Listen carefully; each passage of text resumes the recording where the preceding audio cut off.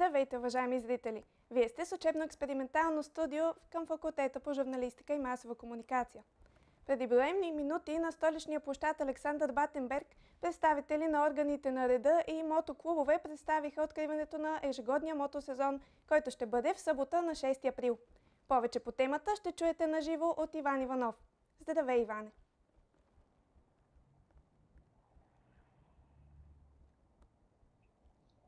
Здравейте! Намираме се на площад Батенберг в столицата, където преди броени минути приключи съвместната пресконференция на София Райдърс и МВР София относно предстоящото откриване на мотосезона.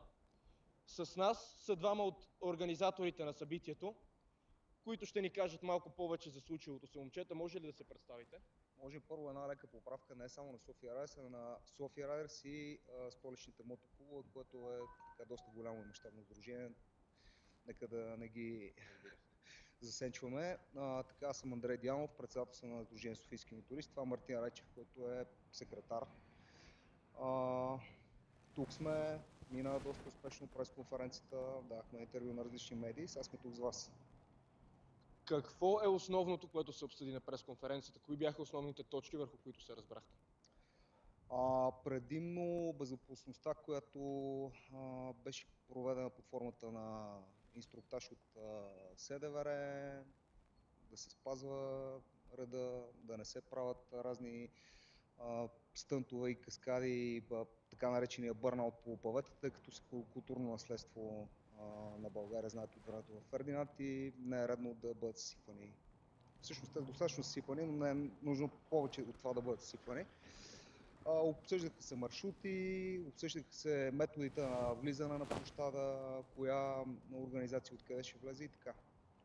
Какъв ще бъде маршрута, който ще предприеме?